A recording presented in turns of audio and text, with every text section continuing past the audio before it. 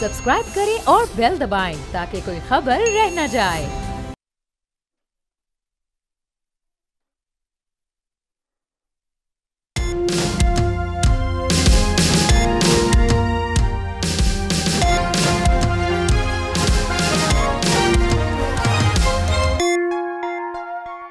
बिस्मिल्लाहिर्रहमानिर्रहीम, अस्सलाम वालेकुम। आप देख रहे हैं प्रोग्राम तब्दीली और मैं हूं आपका मेजबान सलमान मिर्जा। जनाब, सियासी एतबार से कुछ दिनों से ऐसा महसूस होने लगा था जैसे अवाम के लिए वजीर आजम का इंतखाब एक आसान अमल होता है, जबकि सियासतदान या लीडर ऑफ द हाउस या लीडर ऑफ द अपोजिशन के लिए निगरां वजीर आजम का इंतखाब इंतहाई मुश्किल मरहला होता है। लेकिन जनाब चलें, आज ये मामला भी हल हो गया और वजीर आजम शहबाज शरीफ और अपोजिशन लीडर राजा रियाज की जानिब से सेनेटर अनवारुल हक काकड़ का नाम बतौर निगरां वजीर आजम के लिए फाइनल हो गया और सदर मुमलिकत ने इस एडवाइस समरी पर दस्तखत भी कर दिए। और जनाब जरा बता रहे हैं कि वो 14 अगस्त को निगरां वजीर आजम का हल्फ भी उठा लेंगे। अब ये अनवारुल हक काकड़ हैं कौन, निगरां वजीर आजम है कौन, थोड़ा इस पर बात करते जाए। अनवारुल हक काकड़ दो में नून लीग के टिकट पर कौमी असेंबली का इलेक्शन लड़े लेकिन नाकाम रहे। 2008 में काफ लीग के टिकट पर क्वेटा से कौमी असेंबली का इलेक्शन लड़ा। 2015 में नवाब सनाउल्लाह जहरी की हुकूमत आई तो उसमें तर्जुमान बलूचिस्तान हुकूमत बने। बलूचिस्तान अवामी पार्टी से ताल्लुक रखने वाले सेनेटर अनवारुल हक काकड़ 2018 में सेनेटर मुंतखब हुए। वो सेनेट की कायमा कमेटी समंदर पार पाकिस्तानी के चेयरमैन हैं। यूनिवर्सिटी ऑफ बलूचिस्तान से पॉलिटिकल साइंस और सोशियोलॉजी में भी मास्टर्स किया है। निगरां वजीर आजम पर बहुत सी जिम्मेदारियां हैं और सबसे बढ़कर यह उनका इम्तिहान होगा कि वो वक्त पर इलेक्शंस करा पाते हैं या नहीं। इसके साथ साथ जनाब एक और मामला, Supreme Court review of order and judgment act कलअदम करार दे दिया गया है। सुप्रीम कोर्ट ऑफ पाकिस्तान के मुताबिक रिव्यू ऑफ जजमेंट एक्ट गैर आईनी है। चीफ जस्टिस ऑफ पाकिस्तान में 3 रुकनी बेंच ने यह फैसला सुनाया, जिसके मुताबिक नजरसानी को महज उमूमी कानून साजी से अपील में नहीं बदला जा सकता। आईनी तरमीम के जरिए ही ऐसा मुमकिन है। फैसले के बाद पंजाब इलेक्शन नजरसानी के साबका बेंच ही सुन सकेगा। 19 जून को चीफ जस्टिस पाकिस्तान उमर अता बंदियाल और जस्टिस मुनीब अख्तर और जस्टिस इजाजुल एहसन पर मुश्तमिल बेंच ने केस की 6 समातें करने के बाद यह फैसला महफूज किया था। अब जनाब यहां बहुत से लोग सवाल उठा रहे हैं कि क्या इसका बिलवास्ता या बिला वास्ता ताल्लुक नवाज शरीफ या जहांगीर खान तरीन के केस पर पड़ेगा। तो वजीर आजम शहबाज शरीफ कहते हैं कि नवाज शरीफ की वापसी में कोई कानूनी रुकावट नहीं है, मुत्तफिका फैसला है, वही वजीर आजम होंगे। इलेक्शन एक्ट की तरमीम से नवाज शरीफ की नाअहली खत्म हो चुकी है। शहबाज शरीफ ने इस्लामाबाद में सहाफियों से मुलाकात की और कहा कि ये मानते हैं कि हमारा वोट बैंक मुतासिर हुआ है लेकिन हमने रियासत बचाई है। अलबत्ता मैं ये समझता हूं कि रियासत बच गई तो सब कुछ बच गया है। उन्होंने कहा कि जनाब 16 माह मुश्किल हालात में हुकूमत चलाई है, जो मुश्किलात और मुश्किल हालात रहे हैं उससे सभी मुतासिर हो रहे हैं। अब निगरां हुकूमत सारे मामलात में कितना अहम किरदार अदा कर पाएगी, अवाम पर उसके क्या असर होंगे और क्या वक्त पर इलेक्शन हो पाएंगे, निगरां हुकूमत के आते ही ये वो अहम सवाल हैं जो कि आज उठाए जा रहे हैं। इन्हीं पर जरा मौजूद पर बात करेंगे। हमारे मेहमान हमारे साथ मौजूद हैं। अब्दुल्ला गुल साहब किसी तारुफ के मोहताज नहीं, इस वक्त हमारे साथ मौजूद हैं। रफीक रजवाना साहब मुस्लिम लीग नून के रहनुमा हैं और आयशा गुललई साहिबा काफ लीग की रहनुमा है, इस वक्त हमारे साथ मौजूद हैं। जरा उनसे गुफ्तगू शुनीद करते हैं, जरा आगे बढ़ते हैं। रफीक, अगर से मैं शुरुआत करना चाहूंगा रफीक साहब से, अगर आप लोग इजाजत दें। रफीक साहब ये बताइएगा, ये नाम अनवारुल हक काकड़ ये तो कंसिडरेशन में कब आया? ये तो जो नाम मीडिया में चल रहे थे, जो नाम अपोजिशन और हुकूमत पुटअप कर रही थी, इत्तेहादी पुटअप कर रहे थे, उसमें भी नहीं था। ये आखिर में ऐसा क्या हुआ कि अनवारुल हक काकड़ साहब मुंतखब हो गए और इत्तेफाक भी हो गया? आप सवाल ऐसे पूछ रहे हैं जैसे लिस्ट मेरे सामने आई हो और मेरे हाथ से सर लिस्ट सबके पास थी और सबको पता था। अब्दुल्ला गुल साहब भी मुस्कुरा रहे हैं, उनको भी पता था। पिछले एक हफ्ते से हमने 30-32 नाम डिस्कस कर लिए थे सर। सुनिए प्लीज, आप इनको में कह रहे थे ना कि जी के आवाम सुन रही थी, बन रहे हैं। अगर इन 4 दिनों का अगर आप मीडिया से ये चीजें हटा दें तो खामोशी से आज ऐलान हो जाना। अच्छा, ठीक है ना जी। मीडिया ने हाइप क्रिएट की है, चलो इशू ऐसा था, मीडिया चलना भी तो है ना।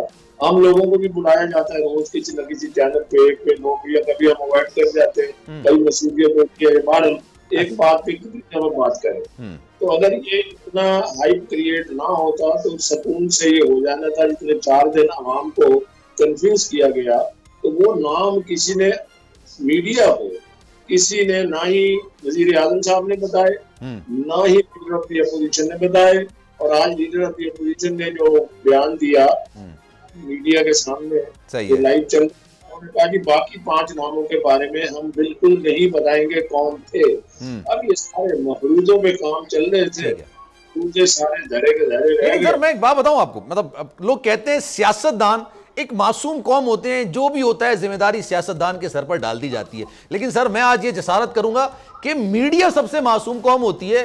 हर चीज की गलती, हर चीज का फायदे की बात मीडिया के तरफ थोप दी जाती है। सर आप मुझे बताएं, आज आप ये कह दें कि किसी भी जमात के नुमाइंदे की तरफ से कोई भी खबर मीडिया को लीक की नहीं जाती है, तो मैं मान लूंगा सर रफीक साहब। मैं ओवरऑल मीडिया वर्सेस सियासतदान की बात नहीं कर रहा, अच्छा, मखसूस इस मौजू पर बहस कर रहा हूँ। और डिलाइटेड कोर्स कि ये 4 दिन अगर इतनी जो गुफ्तगू चली और हाइप क्रिएट हुआ, उसके बारे में मैं एक पॉजिटिव सेंस में इस तरह बात कर रहा हूँ कि अगर थोड़ी चलती तो अवाम को इतना हिजाम ना होता। साफ ज़ाहिर है सियासतदानों से आप पूछते, मैं सियासतदान हूँ, कानून का तालिब इल्म हूँ, अगर आप मेरे से भी पूछ करें, मैंने कहा मुझे क्या पता, ठीक है, सियासत को क्या पता किसका नाम चल रहा है। डन हो गया सर रफीक साहब, मैं आपकी बात करता हूं, आगे बढ़ते हैं। रफीक साहब ये बताइएगा, ये अनवार साहब अब चले वजीर आजम निगरान बन भी चुके हैं, उनको प्रोटोकॉल भी मिल दिया है और वो हल्फ भी उठा लेंगे 14 अगस्त को। सर इनके पास अगर मैं आपसे ये पूछूं दर्जाबंदी के साथ कि आपको क्या लगता है कि इनकी तरजीहात क्या होंगी? इलेक्शन कराना सबसे बड़ी तरजीह होगी, लेकिन इसके अलावा पाकिस्तान एक मुश्किल हालात से गुजर रहा है, मईशत बेहतरी की तरफ जा रही है, आप लोगों ने इनके निगरान हुकूमत के इख्तियारात में भी इजाफा किया है, तो what do you think sir इनकी तरजीहात क्या हो सकती हैं दर्जाबंदी के तहत? मैं तो ये देख रहा हूँ कि उनकी डोमेन क्या होगी। उनकी पहली तरजीह तो है बर वक्त इलेक्शन हो, ठीक है। साथ ही उनकी ये तरजीह है कि इलेक्शन एक्ट की तरमीम के बाद जो माशी पॉलिसी हैं, जो गैर मुल्की मुआहदे हुए या हो रहे हैं या प्रोसेस में हैं या फील्ड में हैं, उनको पाया तकमील तक पहुंचाने के लिए ये इंटरम पीरियड जो है निगरान हुकूमत का, ये जाया ना हो और आगे प्रोग्रेस चलती रहे, ताकि ये सस्पेंड ना हो। मैं समझता हूँ वो तरामील पाकिस्तान की मईशत के लिए, पाकिस्तान की सियासत के लिए बेहतर थे। मेनली तो मईशत के लिए ये सारा कुछ किया गया ताकि प्रोग्रेस हो, और जो नेगोशिएशन चल रही थी, कुछ मटेरियलाइज हो रही थी, कुछ पाइपलाइन में है, तो सारी जो है इस अरसे में मटेरियलाइज जितनी हो सकती है हो जाए। और साथ ही जो फॉरेन इन्वेस्टर्स को फैसिलिटेट करने के लिए जो लेजिस्लेशन की गई और जो पॉलिसी बनाई गई, उसके हवाले से मैं ये समझता हूँ कि बाहर वाले लोग या इन्वेस्टर लोग ये ना समझें जब इंटरम है तो एवरीथिंग स्टैंड सस्पेंडेड, तो जब नया इलेक्शन फिर देखेंगे। तो ये 4 महीने ऑनेस्टली रफीक साहब समझना उनको वैसे यही चाहिए, लेकिन मैं ये पूछ रहा हूँ कि डोमेन तो आपने बता दी, ये दौरानिया कितना होगा सर? फिर मैं आगे भी बढ़ूँ गुल साहब की तरफ। ये देखिए दौरानिया जो है वो कानून और आइन के मुताबिक तो 90 डेज है, अब सेंसस की वजह से शायद महीना एक आगे हो सकता है। अब दौरानिया के बारे में मैं तो जो कानून और आइन कहता है मैंने तो उसके मुताबिक ही कहना है, ठीक है जी। और बाकी जितना दौरानिया होगा मैं नहीं समझता कि कानून और आइन की वायलेशन होगी, नहीं होनी चाहिए। ठीक है सर। अब्दुल्ला गुल साहब, सर पिछले एक हफ्ते से हम लोग डिस्कशन कर रहे थे और ये भी हमारी डिस्कशन का हिस्सा था कि 30-32 नाम निकल कर आए, मतलब 30-32 तो वजीर आजम थे इस्लामाबाद में आज से पहले तक, जो कि घूम रहे थे, एक दूसरे से मुबारकबादें भी वसूल कर रहे थे, लेकिन हमने ये भी डिस्कस किया था एक अलग ही नाम आएगा सर, क्या कहेंगे? बिस्मिल्लाहिर्रहमानिर्रहीम, बहुत बहुत शुक्रिया आपका। देखिए सबसे पहले तो अनवारुल हक काकड़ साहब को मुबारकबाद पेश करता हूँ और दुआ गो हूँ कि अल्लाह ताला पाकिस्तान के ऊपर अपना रहम फरमाए और अवाम मुन्नास के लिए जो बेहतरी का अमल सामने आए। अब आ जाते हैं, मैंने आप ही के प्रोग्राम पे और बोल्ड टेलीविजन के ऊपर कई दफ़ा बोला कि डार्क हॉर्स सामने आएगा, वो आदमी सामने आएगा जिसका नाम गर्दिश नहीं कर रहा। उसकी बहुत सारी वजूहात थी और आज सुबह ही मेरा क्या बात है सर, मैं कायल हो गया आपकी दूरअंदेशी पे सर। और ट्वीट मेरा मौजूद है जिसमें मैंने कहा था कि बलूचिस्तान से बंदा आएगा। बहरहाल ये तो अलग बात है, ये आपका ख्याल था, आपके पास खबर थी, आज बता दें। दोनों था, दोनों जी। लेकिन मसला यहाँ ये है कि जो अब होने वाला है, देखिए ना, उनको चैलेंजेस जहाँ बहुत सारे दरपेश हैं। पहले तो इस बात पे बात करें कि असेंबलियां जो 2-4 दिन पहले तोड़ दी गई, और उसका मकसद ये था कि 90 दिन के अंदर इलेक्शन हो जाए। जबकि एक बात समझ नहीं आई कि एक तरफ तो हल्का बंदियां और सेंसस की बात हो रही थी, जिससे पहले ही टाइम फ्रेम बढ़ाने की बात की जा रही थी, और फिर तमाम पार्टियां जो पीडीएम के अंदर शामिल हैं उन्होंने इसका भी इंदिया दे दिया था कि वो इसके ऊपर एग्रीड हैं कि ठीक है, कुछ टाइम बढ़ जाता है तो बढ़ जाए। तो फिर ये 2-4 दिन पहले तोड़ने का मकसद क्या था अगर 90 दिन में होना ही नहीं था? लॉजिकल अभी देखिए 90। हाँ, अब दूसरी बात यहाँ यह है कि इस नाम को जो है वो तो देखे ना, पीपल्स पार्टी की मैं नहीं समझता कि कोई ऐसी हमायत नजर आ रही है, और ना ही नून लीग की मुझे कोई हमायत नजर आ रही है, क्योंकि ये तो है बलूचिस्तान अवामी पार्टी के, और बाप पार्टी जो है वो बलूचिस्तान के अंदर उसने हुक्मरानी कर रही है, बल्कि आज ही उनकी असेंबली खत्म हुई तो हुक्मरानी उनकी कायम रही। अब अनवारुल हक काकड़ साहब को जो चैलेंजेस हैं वो सबसे बढ़कर ये हैं कि जो आपने कहा कि इलेक्शन कराते हैं नहीं कराते, मेरा ख्याल है कराते वाले मामले को जरा थोड़ा सा आप साइड पे कर दें, थोड़ा सा नहीं, काफी देर के लिए साइड पे कर दें। ठीक है सर। अब आ जाए चैलेंजेस जो हैं वो हैं आपके मुआशी चैलेंजेस हैं। वो जो डगर हम जिसके ऊपर चल पड़े हैं उसको हमें आगे लेके चलना है, और वो देखते हैं कि वो अपना जो मिनिस्टर है इसका खजाना का वो कौन सा लगाते हैं। दूसरा उनको है हमारे खारजा अमूर के ऊपर कि कौन सा ऐसा मिनिस्टर जो वाकई ही चीज़ों को समझता हो और उसकी इतनी इन डेप्थ नॉलेज भी हो और उसका एक तजुर्बा भी हो, जिनके साथ सिफारतकारों से दीगर ममालिक के, तो उसका एक एक्सपीरियंस सामने नजर आना चाहिए। और तीसरा चैलेंज जो उनके लिए सबसे बड़ा है वो है आपके डिफेंस मैटर्स, आपकी इंटरनल सिक्योरिटी, यानी कि आपका वजीर दाखिला और वजीर दिफा, क्योंकि पाकिस्तान को एक्सटर्नल थ्रेट्स भी हैं और इंटरनल थ्रेट्स भी हैं। पाकिस्तान को पॉलिटिकल पोलराइजेशन भी है, और पाकिस्तान के अंदर इस टाइम पे एक सोच के अंदर एक बहुत बड़ा खलीज मौजूद है। उसको पाटने के लिए कोई ऐसा इंसान जो कि बिल्कुल to the point, no nonsense policy के ऊपर बिलीव करे, मेरा ख्याल है कि इनको जो है वो तमाम जो शोबा हाय जिंदगी है उसकी हमायत हासिल होगी, इनको इंटरनेशनल हमायत भी हासिल होगी, और अनवारुल हक काकड़ साहब जो हैं वो सिक्योरिटी सूरत हाल से भी बखूबी वाकिफ हैं। आप ये देख लें कि तमाम जो हमारी मुआशी तरजीहात हैं वो भी बलूचिस्तान और उसकी मादनियात और केपी की मादनियात के इर्द गिर्द घूम रही हैं। दूसरा पहलू इसके अंदर है कि पश्तूनों के अंदर जो कि एक बहुत उबाल था वो भी किसी हद तक उसको कम कर दिया गया है इनकी तकर्री के बाद। तीसरी बात यह है कि ये एक पढ़े लिखे समझदार आदमी है और बड़ी बड़ी लॉजिकल गुफ्तगू करते हैं। अब इनको ये देखना है कि इन तमाम चैलेंजेस को लेके मौजूदा जो सियासत के क्राइसिस पैदा होगा, जो अभी होने वाला है, क्योंकि अभी पीडीएम के अंदर इख्तलाफात भी पैदा होंगे और कहीं कहीं इत्तेहाद भी होंगे, क्योंकि जब उनको नजर आएगा कि इलेक्शन तो वक्त पे होते नजर नहीं आ रहे, तो फिर पीडीएम की जमातें जो हैं वो एक और चार्टर ऑफ डेमोक्रेसी की तरफ जाने की कोशिश करेंगी, जबकि इस टाइम पे चार्टर ऑफ पाकिस्तान की तरफ जाने की जरूरत है। दूसरी तरफ जो है वो तहरीक इंसाफ है, जिसके लिए एक बहुत बड़ा चैलेंज है मेरे ख्याल में, और जाहिर है हर आदमी को इस सारी शिफ्ट के अंदर कुछ फायदा नजर आ रहा है। सर, क्योंकि ये एक बड़ा एक वास्ट एक सब्जेक्ट है ना, इसको हम जरा डिटेल में ब्रेक के बाद भी जरा डिस्कस करेंगे। अगर आप सर इजाजत दें गुल साहब, तो मैं जरा ये आयशा गुललाई को भी जरा शामिल गुफ्तगू कर लूं, क्योंकि मैं चाह रहा हूं अभी फिलहाल ये निगरां वजीर आजम की पर्सनैलिटी के हवाले से, इनकी चैलेंजेस के हवाले से, डोमेन के हवाले से बात कर लें, फिर किन किन सियासी जमातों को आने वाले 3 या 4 महीने के अंदर क्या मुश्किलात होगी, इसमें सर डिटेल में गुफ्तगू करेंगे। आयशा साहब अस्सलाम वालेकुम।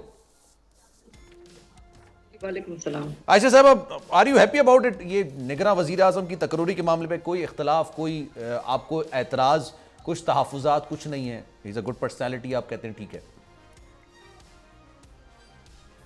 जी बिस्मिल्लाहिर्रहमानिर्रहीम। थैंक यू सलमान साहब। अनवारुल हक काकड़ साहब मेरे ख्याल से एक बेहतरीन रवैश है, और पाकिस्तान की 76वीं सालगिरह के मौके पर ये रियासत बहुत बेहतरीन तोहफा है उन कौमों के लिए जो अपनी के बारे में बात करते रहे हैं।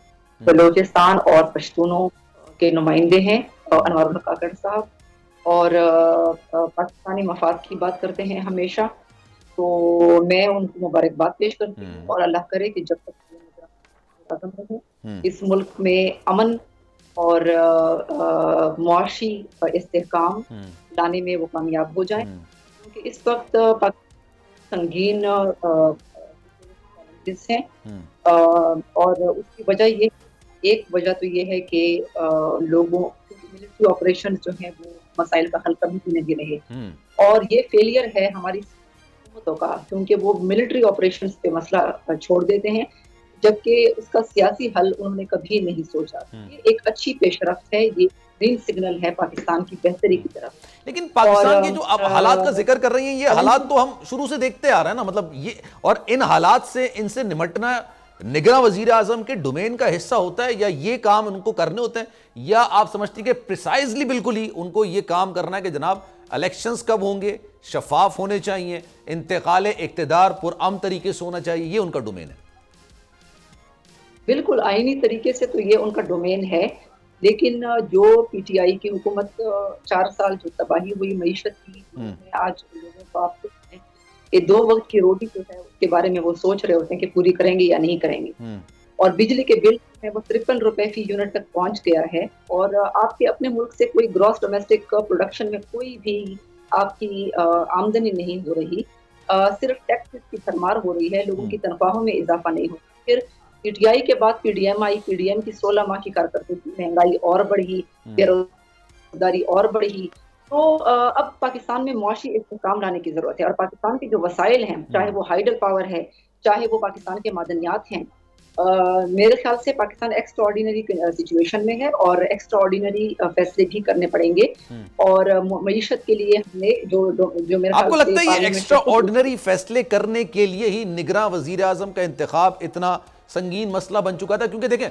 हमारे पॉलिटिकल पार्टीज जो होती है ना, उनको अपने वोट बैंक को जस्टिफाई करना होता है। ऑब्वियसली उन्होंने बाद में भी इलेक्शंस लड़ना है, मुश्किल फैसले करना है। वजीर आजम साहब जो साबिका भूगा हैं, शहबाज शरीफ साहब, वो खुद ये बात कह रहे थे कि हमने बहुत मुश्किल फैसले किए और हमारा वोट बैंक मुतासर है। मैं इसी सवाल से शुरुआत करूंगा, एक ब्रेक का मुझे कहा लेते हैं जनाब, ब्रेक के बाद वापस आएंगे तो सुप्रीम कोर्ट का ऑर्डर भी है, उस पर भी डिस्कशन करेंगे। नवाज शरीफ साहब कब आएंगे, क्या उनका जो मामला चल रहे हैं उस पर ये रिव्यू ऑर्डर जो कल अदम करार पड़ा है वो असरअंदाज होगा या नहीं होगा, इन तमाम चीजों पर बात करते हैं। एक ब्रेक लेंगे, कहीं जाइएगा नहीं।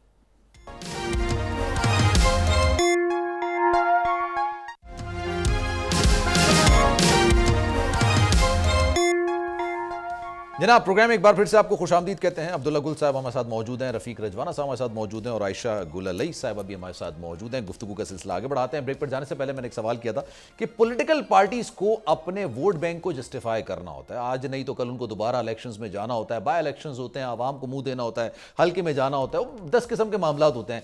निगरां हुकूमत के इख्तियारात में इजाफा क्या शायद इस वजह से भी किया गया है कि कुछ ऐसे मुश्किल फैसले करने हैं जो कि कोई भी सियासी जमात उसको ओन ना करे? रफीक साहब ऐसा है या नहीं है ये? जी मुझे कह रहे हैं जी सर, रफीक साहब आपसे दोबारा दोहराइए जी इसको प्लीज। सर मैंने पूछा आपसे, ये जो आप लोगों ने निगरां हुकूमत के इख्तियारात में इजाफा किया है, एक इसकी एक स्टोरी ये भी है कि उनको कुछ इस तरह के फैसले करने हैं जो कि आवाम के लिए कुछ मुश्किल साबित हो सकते हैं, लेकिन वो जाहिर सी बात है वो सियासी जमातें नहीं करेंगी क्योंकि उनको वोट बैंक बनाना है, उनको इलेक्शंस में जाना है।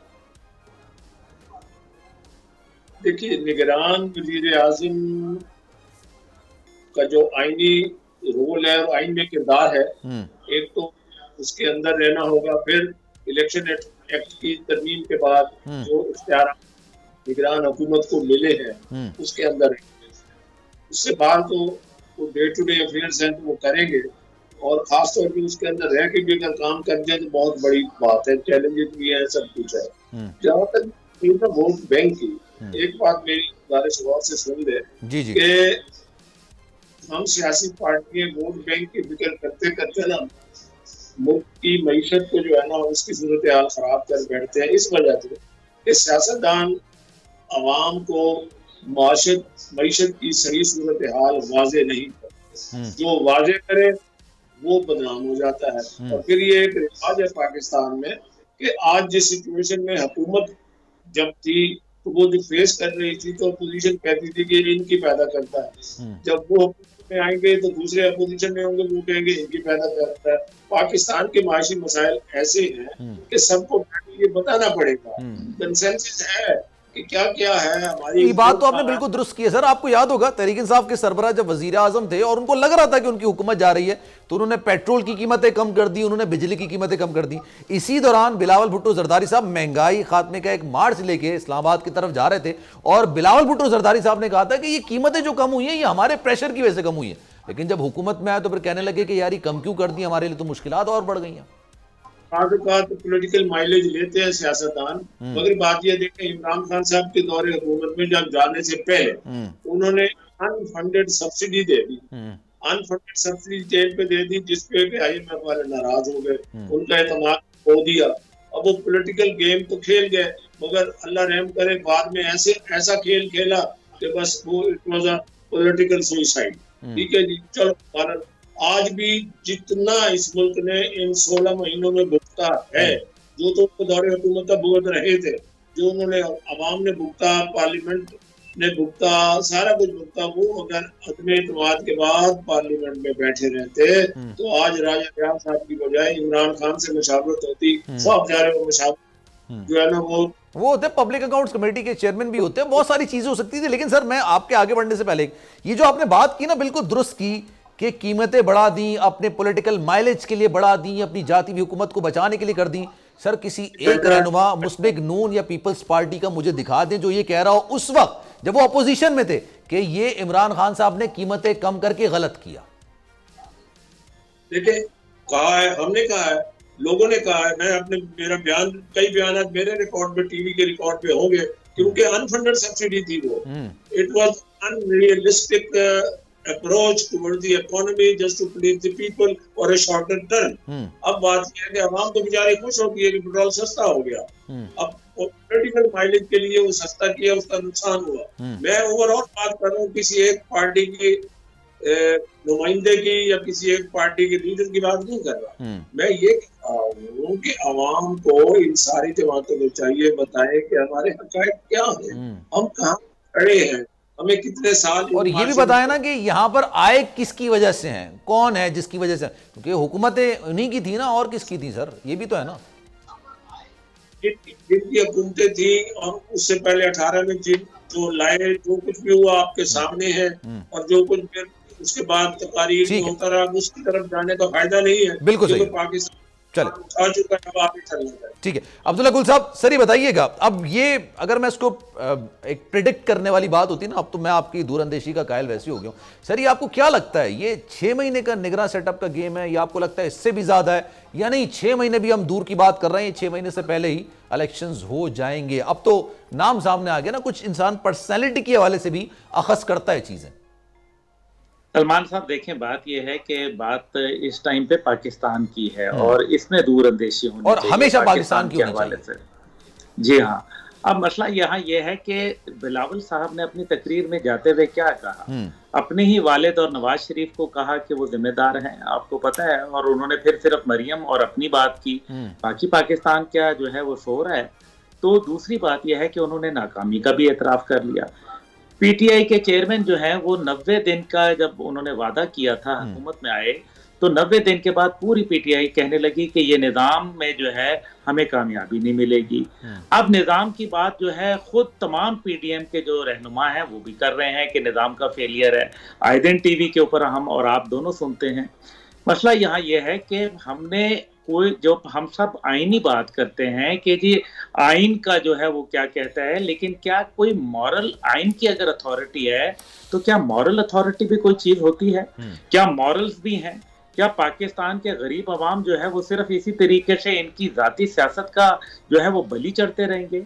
इसलिए मेरा ख्याल है कि हम एक ऐसे शिफ्ट के ऊपर आ गए हैं जहां हमें ये देखना है कि रियासत बचानी है या जाती सियासत बचानी है।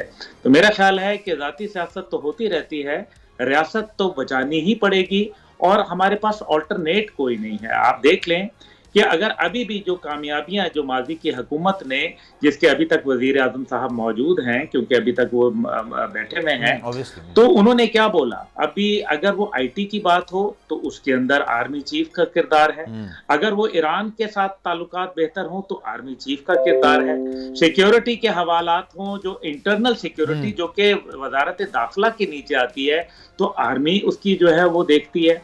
अगर जो है वो आपका एग्रीकल्चर हो, मिनरल एंड रिसोर्सेज हो, बलोचिस्तान हो, अफगानिस्तान हो, फाटा के साथ बात करनी हो तो वो आपके आर्मी चीफ हैं। अगर आईएमएफ से लोन लेना हो तो वो आर्मी चीफ को क्रेडिट देते हैं। इस सारे में हुकूमत कहाँ खड़ी है? 87 लोगों की जो एक वसी काबीना थी, जिसके अंदर वजीर जो है वो आके 14 महीने हुकूमत भी, 16 महीने से 22 लोगों के पास वजारत नहीं थी सर, उसमें उनके पास वजारत ही नहीं थी, उनका कलमदान ही नहीं पता था उनको। तो कमाल करते, मतलब ये एक मजाक है, पाकिस्तान के टैक्स पेयर के साथ मजाक है। हमें बेहतर बढ़ोतरी करनी है। मैं आज ही की बात आपको बता दूं आपकी इत्ला के लिए, दुनिया में इस टाइम पे $3 ट्रिलियन का जो है हलाल फूड बिजनेस है। आपको पता है उसमें पाकिस्तान का शेयर क्या है? 0.026, यानी कि 0.026 जो है हमारा उसका शेयर है। जबकि उसके अंदर जो दुनिया के अंदर उसको प्रोड्यूसर्स हैं वो ऑस्ट्रेलिया, ब्राजील और थाईलैंड हैं, यानी कि जो नॉन मुस्लिम कंट्रीज हैं वो उसको प्रोड्यूस करते हैं। छोड़े ना, भारत की बात कर लेते हैं। भारत जो गाय के नाम पे मुसलमान का कत्लेआम कर देते हैं, वो सबसे बड़े बीफ एक्सपोर्टर्स हैं। जी एक्सपोर्ट कर रहे हैं, बिल्कुल दुरुस्त आपने बात की। तो असल बात यह है कि हमें सियासत में लगा के, चाइना का दुनिया का बेहतरीन मॉडल है सलमान साहब, और वहां वन पार्टी रूल है, तो क्या वो दुनिया में सक्सेस नहीं कर रहे? हमारे यहाँ ये जो मल्टीपल पार्टी है, इन्होंने बेड़ा गर्क सर, फिर आप मतलब आप किसकी तरफ इशारा करना? आप समझ रहे हैं कि ये जो कौमी असेंबली का मामला है, जमहूरियत वाला मामला है, ये नहीं होना चाहिए? वजीर आजम छोड़े, सब कुछ छोड़े, सब छोड़े, ये निजाम फेलियर हो गया, ये तो एक्सेप्ट कर लिया सब लोगों ने, हुकूमत में रहते हुए एक्सेप्ट कर लिया। अगर 16 महीने के बाद मुस्तकबिल के जो प्रेडिक्ट किए जा रहे थे वजीर आजम बिलावल साहब, अगर वो ये कहने पे मजबूर हो गए कि हम नाकाम हो गए, तो फिर देन व्हाट एल्स? हम किस तरफ खड़े हुए हैं? जिनके वालिद प्रेसिडेंट रहे, जिनके वालदा जो है वो प्राइम मिनिस्टर रही, जिनके नाना प्राइम मिनिस्टर रहे, पाकिस्तान के सदर रहे, मुझे ये बताएं, अगर वो आदमी ये कह रहा है कि हम फेल हो गए हैं, तो फिर व्हाट एल्स? और इस टाइम पे उनकी तमाम हुकूमत थी, 3 हुकूमतें वो ज़िया-उल हक साहब के बाद कर चुके, और ये चौथी हुकूमत थी जिसमें वो शराकत कर रहे थे। मैं ये नहीं कह रहा, देखें एक राइट विंग पॉलिटिक्स है, वो खो गई है। रफीक रजवाना साहब बैठे हैं, मेरे बहुत ही काबिल एहतराम है, मुझे बहुत प्यार करते हैं और बड़े इनकी मेहरबानी है मेरे पे, लेकिन हकीकत में आपको बताऊं कि इस टाइम पे सिस्टम का फेलियर इतना एविडेंट है। जब राइट विंग और लेफ्ट विंग आपस में गले मिल गए पीटीएम की हुकूमत में, तो राइट विंग आपकी बात, आप किस निजाम की तरफ निशानदेही करना चाह रहा है, मैं वो भी चाह रहा हूं। देखिए, फेलियर की बात तो सबको पता है ना, आप क्या कहना चाह रहे हैं कि कौन सा निजाम इस निजाम से बेहतर हो सकता है? कुरान और सुन्नत के मुताबिक, जिसका अभी आर्मी चीफ ने जिक्र किया फाटा के जिरगे को खिताब करते हुए कि हाकमियत आला बिला शिरकत गैर अल्लाह सुब्हानहू व तआला के पास है, article 2A of the constitution, और आर्टिकल 227 कहता है कि कुरान और सुन्नत बालादस्त कानून है। आप आइन की तो धज्जियां रोजाना उड़ाते हैं, अगर 90 दिन में इलेक्शन ना हुए तो वो आइन की धज्जियां उड़ जाएंगी, लेकिन कुरान और सुन्नत की बालादस्ती जो आइन के अंदर लिखी है, अल्लाह की हाकमियत आला जो कुरान में लिखी हुई है, वो आइन में लिखी है, वो आप कबूल नहीं करते। तो ये क्या है? ये आइन की पामाली नहीं हो रही? ठीक है, मैं इसी का जवाब ले लेता हूं जरा आयशा गुललई साहब से। आयशा गुललई साहब, आपको भी कहीं लगता है, बैक ऑफ द माइंड आपके जहन में आता है कि ये जो मौजूदा निजाम है जो इतना चल रहा है, इसमें करप्शन बहुत ज्यादा है, इसमें अकरबा परवरी बहुत ज्यादा है, आपको लगता है कि नेपोटिज्म बहुत ज्यादा है, ये फेल हो चुका है, कोई नया निजाम होना चाहिए? आपको भी ऐसा लगता है? देखिए, पाकिस्तान को हासिल करने के लिए हमारे आबा-ओ-अजदाद ने लाखों की कुर्बानी, और फिर जब पाकिस्तान ये रास्ते और किस तरीके से पाकिस्तान मुहाजिरीन पहुंचे, ये एक बहुत बड़ा वाकया था। उसके बाद जो पाकिस्तान आया, हुक्मरानों के हत्थे चढ़ा, जो मुसलसल 2-2 मरतबा 3-3 मरतबा हुकूमत करते रहे। मैं बिल्कुल इस बात को तस्लीम करती हूँ और मैं उनको बिल्कुल खुलेआम कहती हूँ कि आपने इस मुल्क का बेड़ा उतना ही गर्क किया जितना पीटीआई ने पिछले 4 सालों में किया, और आपको 2-2 मरतबा हुकूमतें मिली, पीटीआई को 4 साल हुकूमत मिली। अच्छा, उसके बाद ये है कि इन पार्टियों में जमहूरियत खुद नहीं है। ये कहते हैं कि हम ये पाकिस्तान में जमहूरियत की बात करते हैं, ये इन पार्टियों में खुद जो है वो जमहूरियत नहीं है, विरासत में इनको जमहूरियत मिल जाती है। इन पार्टियों में कोई वर्कर, आम वर्कर ऊपर नहीं आ सकता। मैं आपसे प्रिसाइजली पूछता हूँ, मैं बहुत क्लियरली बोलूंगा। मुझे एक बात बताएं, काफ लीग में है आपको लगता है? जी, काफ लीग में इसलिए है क्योंकि आयशा गुल अलई जो है वो एडिशनल सेक्रेटरी जनरल है और चौधरी शाफी हुसैन जो कि चौधरी शुजात साहब के बेटे हैं वो पंजाब के सेक्रेटरी जनरल हैं और चौधरी सरवर साहब पंजाब के प्रेसिडेंट हैं। यानी उनके जो अपने बेटे हैं वो अंडर हैं चौधरी सरवर साहब के और मेरे। ठीक है, तो इसमें मतलब आम लोगों को आने की, फाटा से आयशा गुल अलई है तो उसको आने का मौका मिला, उसको एक अच्छी पोजीशन मिली। तो चौधरी शाफी साहब तो ओहदे के लिहाज से मेरे अंडर आते हैं। तो ये जमहूरियत होनी चाहिए और मैं ये बात से बिल्कुल अग्री नहीं करती कि पाकिस्तान में कोई नया किस्म का निजाम होना चाहिए। पाकिस्तान का हल जमहूरियत ही है, लेकिन ऐसी पार्टियां नहीं जो कि विरासत में उनको वसीयत मिल जाती है। एक बात मैं आपको यहाँ पे जरूर मेंशन करूंगा, देखें अगर आप नून लीग की तरफ इशारा कर रही हैं, आप पीपल्स पार्टी की तरफ इशारा कर रही हैं, उन्होंने हुकूमत की होगी, दो बार हुकूमतें बनाई होंगी, नवाज शरीफ साहब ने हुकूमत बनाई होगी, बेनजीर भुट्टो साहब ने हुकूमत बनाई होगी, लेकिन उसमें एक बहुत बड़ा किरदार छोटी जमातों के कोलेशन का भी होता है। उसके साथ साथ जो आजाद उम्मीदवार होते हैं उनका भी होता है। मफादात की सियासत होती है ना, लेट्स एक्सेप्ट दिस। सब मफादात की सियासत करते हैं एक दूसरे पर तनकीद करके।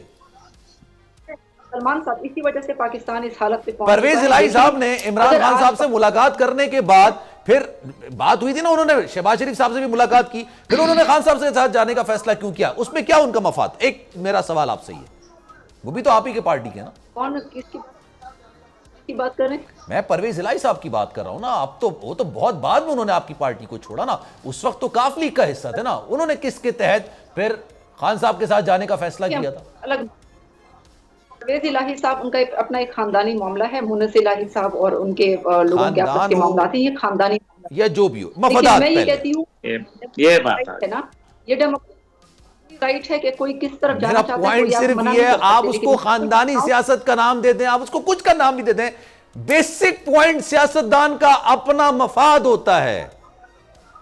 अब सुने सलमान साहब, मेरी बात सुने। अगर हम इस बात से हट के ये बात करें कौम के मफाद के ऊपर, देखिए 75 सालों में पाकिस्तान की अर्बन एंड मास्टर प्लानिंग नहीं हो सकी। आपके मुल्क में एग्रीकल्चरल लैंड कितनी होनी चाहिए, उसके ऊपर हाउसिंग सोसाइटीज कहाँ पर होनी चाहिए, वाटर स्टोरेज का निजाम क्या होना चाहिए। आपकी आबादी बढ़ रही है और मतलब कौन करेगा? मैं करूंगा, गुल साहब करेंगे, क्योंकि जाहिर सी बात है रफीक साहब तो ऑब्वियसली पॉलिटिशियन है, आप भी पॉलिटिशियन है, कौन करेगा? मैं करूंगा। आप लोगों ने करनी है ना। ये बात आप बहुत अच्छी बात कर रहे हैं, लेकिन करनी तो आप लोगों ने है। तो वही बता रही हूँ कि कर सके, मैं वही बता रही हूँ कि जो पॉलिटिशियन इक़्तिदार में रहे वो नहीं कर सके। और अब एक ऐसी पार्टी को आना पड़ेगा, ऐसे लोगों को आना पड़ेगा, नए लोगों को आना पड़ेगा कि जो पाकिस्तान के लिए मुखलिस तरीके से काम कर सके। 2002 से लेके 2008 तक कौन इक़्तिदार में था? आपके दो लोग कैबिनेट के वजीर थे।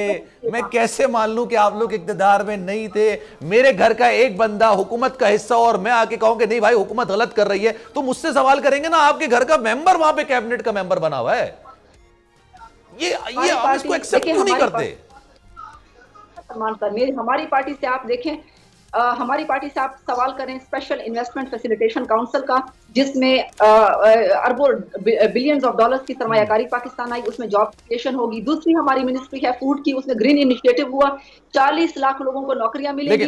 बाकी वजीर खजाना का मोरल्स ये कहते हैं, देखिए मोरल्स, आपको लगता है हुकूमत सही काम नहीं कर रही, आप साइड हो जाए, आप नहीं उस कैबिनेट के, आप उस हुकूमत के खात्मे की वजह बन जाए। लेकिन खैर टाइम की कमी है, वरना मैं डिटेल में मजीद और बात करता। आप तीनों का बहुत शुक्रिया। अब्दुल्ला गुल साहब हमारे साथ मौजूद थे, रफीक और आयशा गुल अलई साहब आप भी हमारे साथ मौजूद थी। आप तमाम लोगों का बहुत शुक्रिया। Let's hope and let's wish, निगरां वजीर आजम आ गए हैं, 14 तारीख को हल्फ भी उठा लेंगे, लेकिन जो हो पाकिस्तान के हक में हो, पाकिस्तान की बेहतरी के लिए, पाकिस्तान के आवाम के लिए। सलमान मिर्जा को दीजिए इजाजत। जिंदगी रही, सेहत रही, आपकी दुआएं रही तो इंशाअल्लाह आपसे फिर मुलाकात होगी। ख्याल रखिएगा अपना। अल्लाह हाफिज।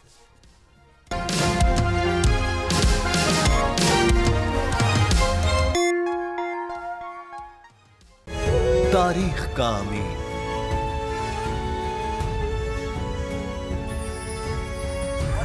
आजादी की अलामत,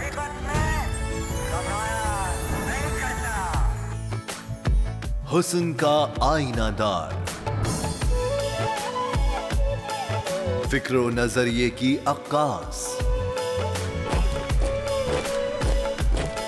सरफराजी का गवाह, यानी हम सबका निगहबान पाकिस्तान।